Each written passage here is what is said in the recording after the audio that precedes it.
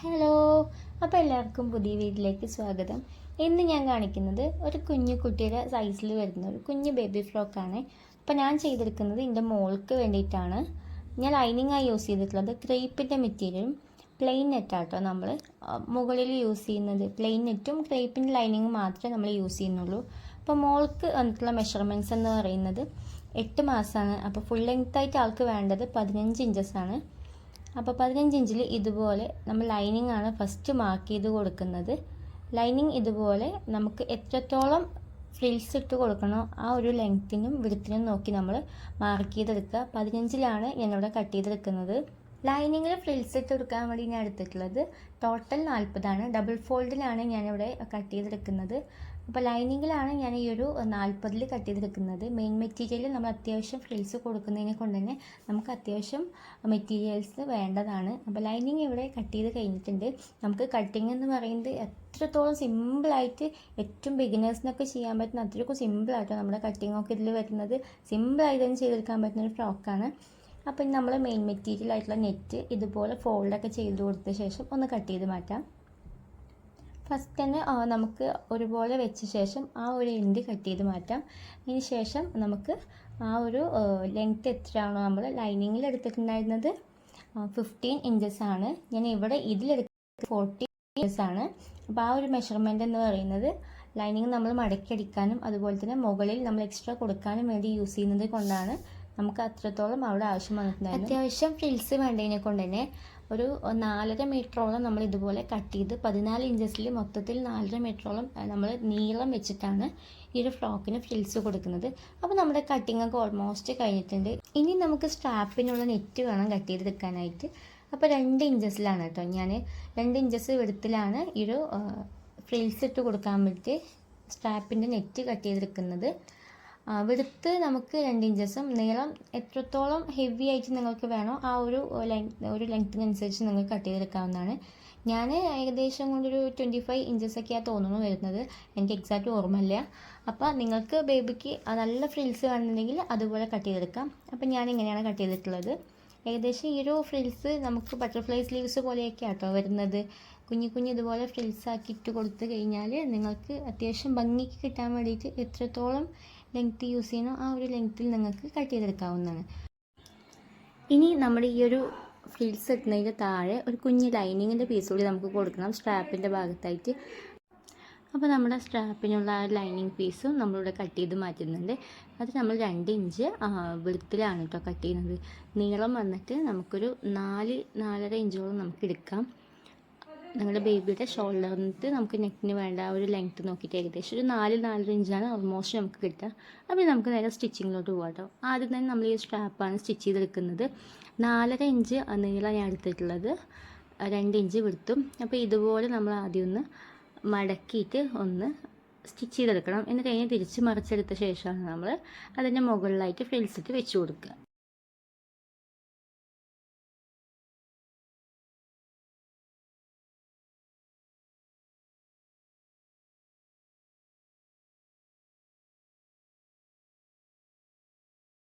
Net ഇതുപോലെ frills ഇട്ട ശേഷം നമ്മൾ നേരത്തെ സ്റ്റിച്ച് ചെയ്ത് വെച്ചിട്ടുള്ള ആ ഒരു പോർഷൻ ഇതുപോലെ മറിച്ചെടുക്കുക. 2 പീസും ഇതുപോലെ തന്നെ മറിച്ചെടുത്ത ശേഷം അതിന് മുകളിൽ നമ്മൾ ഈ ഒരു ഫ്രിൽസ് തച്ച് കൊടുക്കുകയാണ് ചെയ്യുന്നത്. ഇനി നമ്മൾ സ്റ്റിച്ച് ചെയ്യുന്നത് ബോട്ടം പോർഷൻ ഭാഗമാണ്. അവിടെ 1 ഇഞ്ചിൽ നമ്മൾ സീം അലവൻസ് ഇട്ടിട്ടുണ്ടായിരുന്നു. അത് ലൈനിങ്ങിൽ ഇതുപോലെ മടക്കി തച്ച് കൊടുക്കണം. ബോട്ടം പോർഷൻ നമ്മൾ സ്റ്റിച്ച് ചെയ്ത് കഴിഞ്ഞിട്ടുണ്ട്. ഇനി നമ്മൾ സ്റ്റിച്ച് ചെയ്യാൻ പോകുന്നത് ചെസ്റ്റ് പോർഷനാണ്. അവിടെ നമ്മൾ സ്റ്റിച്ച് ചെയ്യുന്നത് 1/2 ഇഞ്ച് ഇതുപോലെ 1/4 ഇഞ്ചോ മടക്കി ദെൻ നമ്മൾ 1 ഇഞ്ചോളം ഉള്ളോട്ട് മടക്കിയിട്ട് നമുക്ക് എലാസ്റ്റിക് ഉള്ളിലേക്ക് ഇൻസേർട്ട് ചെയ്യാൻ പറ്റുന്ന വിധത്തിൽ നമ്മൾ മടക്കിയിട്ടാട്ടോ സ്റ്റിച്ച് ചെയ്യുന്നത്. 1/2 ഇഞ്ച് ഇതുപോലെ ആദ്യം മടക്കിയിട്ട് നമ്മളൊന്ന് തച്ച് കൊടുക്കുക. അതിന് ശേഷം ഒരു ഇഞ്ചോളം നമ്മൾ ഉള്ളോട്ട് മടക്കി ഇൻസേർട്ട് ചെയ്ത ശേഷം വീണ്ടും സ്റ്റിച്ച് കൊടുക്കുക.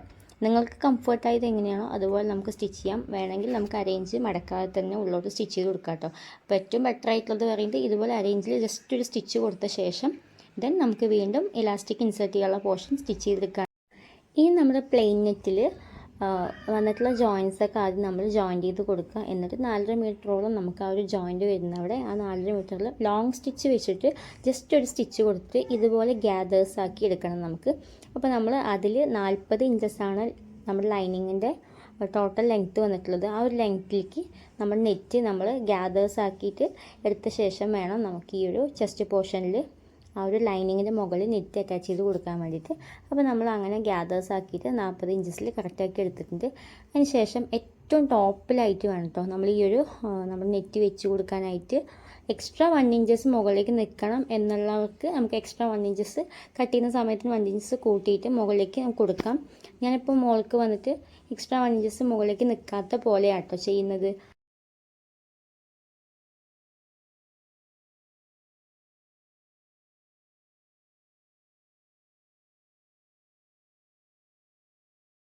അപ്പോൾ നമ്മൾ അങ്ങനെ അവിടെ സ്റ്റിച്ചിങ് ചെയ്തെടുത്തിട്ടുണ്ട്.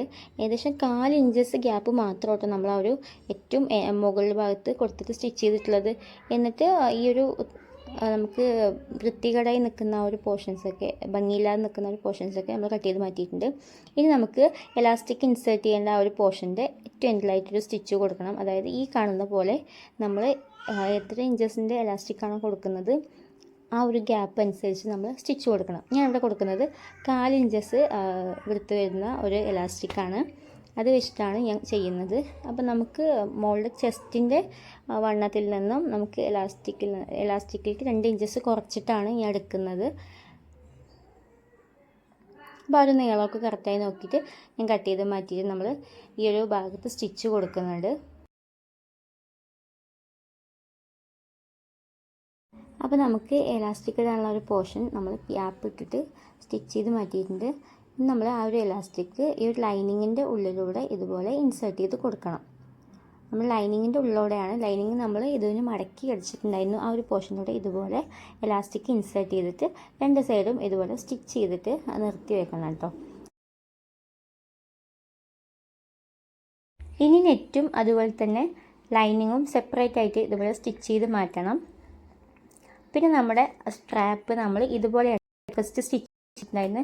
അത് ഈ ഒരു നെറ്റ് നമ്മുടെ ലൈനിങ്ങിലേക്ക് ഒന്ന് ഫസ്റ്റ് സ്റ്റിച്ച് ചെയ്തിട്ട് എടുക്കണം. അതിന് ശേഷമാണ് നമ്മളത് നമ്മുടെ ആ ചെസ്റ്റ് പോർഷനിലേക്ക് സ്റ്റിച്ച് ചെയ്ത് പിടിപ്പിക്കുന്നത്. ഈ കാണുന്ന വീഡിയോയിൽ കാണുന്ന പോലെയാട്ടോ നമ്മൾ സ്റ്റിച്ച് ചെയ്ത് മാറ്റേണ്ടത്. ഈ ഒരു നെറ്റ് നമ്മുടെ ലൈനിങ്ങിക്ക് ഉണ്ടാക്കിയിട്ടുണ്ടായ സ്ട്രാപ്പിൻ്റെ മുകളിൽ ഇതുപോലെ വെച്ചിട്ട് ഒരു സ്റ്റിച്ച് കൊടുക്കുക. 2 സൈഡും ഓരോ ഇഞ്ചസ് സ്ട്രാപ്പിൽ നമ്മൾ ഗ്യാപ്പ് ഇട്ട ശേഷം വേണം ഈ ഒരു നെറ്റ് വെച്ച് കൊടുക്കാനായിട്ട്. 2 സൈഡിലും 1 ഇഞ്ചസ് നമ്മൾ ഗ്യാപ്പ് ഇടുന്നത് നമുക്ക് ചെസ്റ്റ് പോർഷനിലേക്ക് സ്റ്റിച്ച് ചെയ്തെടുക്കാൻ വേണ്ടിയിട്ടുള്ള ആ ഒരു ഭാഗത്തിൻ്റെ അലവൻസ് ആയിട്ടാണ് കേട്ടോ. അപ്പോൾ നമ്മൾ അങ്ങനെ സ്റ്റിച്ച് ചെയ്ത ശേഷം എൻഡിലേക്ക് നമുക്ക് ഇതുപോലെ ഒരു ഭംഗിക്ക് വേണ്ടിയിട്ട് നമ്മൾ കട്ട് ചെയ്തിട്ട് എക്സ്ട്രാ പോർഷനൊക്കെ മാറ്റുന്നുണ്ട്.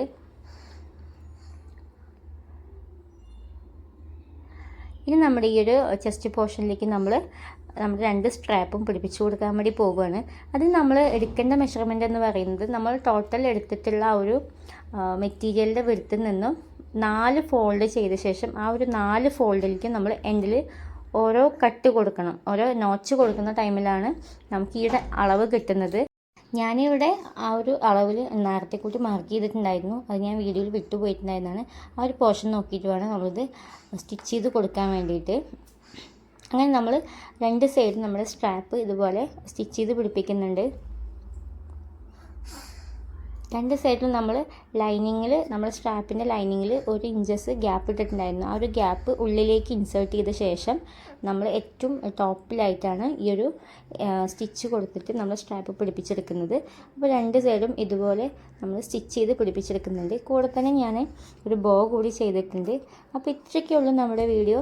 ഈ ഒരു ഫ്രോക്ക് എന്ന് പറയുന്നത് എത്രക്കും ബിഗിനേഴ്സിന് വരെ നമുക്ക് ചെയ്തെടുക്കാൻ പറ്റുന്ന അത്രക്കും സിമ്പിളായിട്ടുള്ളൊരു കുഞ്ഞു ഫ്രോക്കാണ്.